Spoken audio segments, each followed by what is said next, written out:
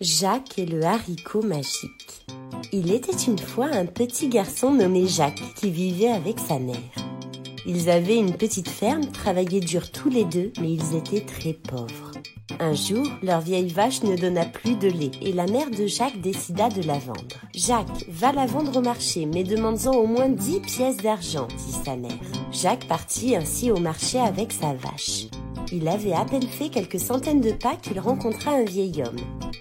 « Bonjour mon petit, j'imagine que tu files au marché pour vendre ta vache. Si tu veux, je peux te l'acheter. Je te donne en échange un haricot. C'est un haricot magique. Si tu le plantes, en une nuit, il poussera jusqu'au ciel. » Jacques était émerveillé à l'idée de posséder une plante magique. Il imaginait déjà tout le village qui défilait dans son jardin pour admirer le haricot géant. Alors Jacques vendit sa vache pour un haricot et s'empressa de rentrer à la maison très content de lui. Mais lorsqu'il raconta à sa mère qu'il avait échangé sa vache contre un haricot, celle-ci fondit en larmes.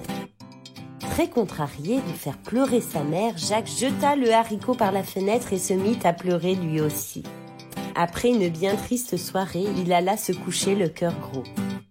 Le lendemain, il se leva le premier. En sortant, il aperçut une énorme masse végétale. Quelle surprise! Un énorme pied de haricot poussait si haut que la tige se perdait dans les nuages.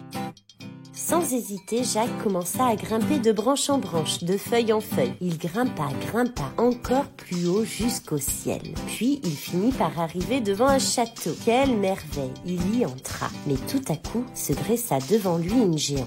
Sans perdre son aplomb, Jacques lui dit « Bonjour madame, pourriez-vous me donner un peu à manger s'il vous plaît? J'ai bien faim. »« Mon pauvre enfant, que viens-tu faire ici? Mon mari est un ogre. Au lieu de te donner à manger, c'est lui qui va te manger. » Jacques n'eut pas le temps de répondre car à ce moment, on entendit un grand bruit.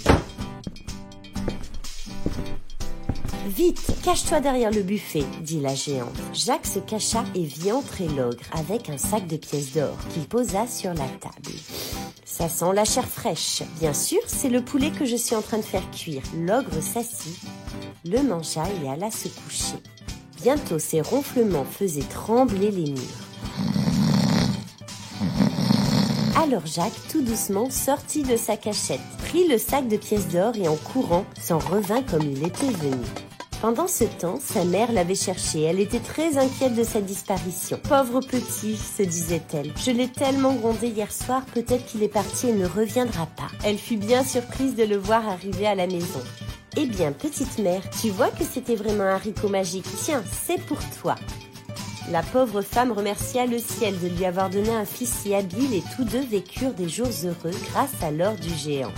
Au bout de quelques mois, les pièces d'or furent toutes dépensées et Jacques décida de revenir au château des nuages. De branche en branche, de feuille en feuille, il grimpa le long de la tige du haricot. Quand il se trouva devant la géante, il la salua bien poliment. « Bonjour madame, pourriez-vous me donner un peu à manger s'il vous plaît ? » « N'as-tu pas honte de demander à manger alors que la dernière fois que tu es venu, tu nous as volé un sac de pièces d'or ?» s'écria la géante. Tout à coup, un terrible bruit retentit.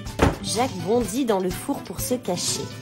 « Ça sent la chair fraîche !» s'écria l'ogre. « Mais c'est ce cochon bien gras que je fais cuire dans la cheminée » dit la géante. L'ogre le mangea avec grand appétit, puis il ouvrit la cage sur la table pour en sortir une oie. « Ponds un œuf » ordonna-t-il. Ce qu'elle fit, et le géant partit se coucher.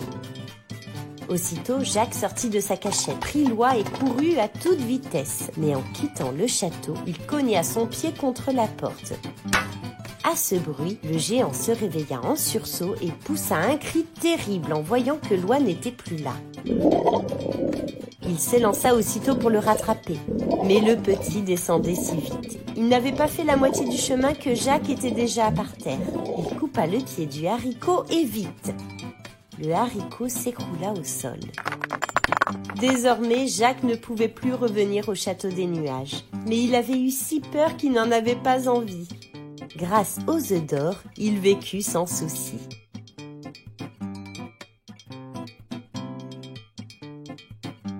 Si vous avez aimé cette histoire, n'hésitez pas à vous abonner à la chaîne. À bientôt!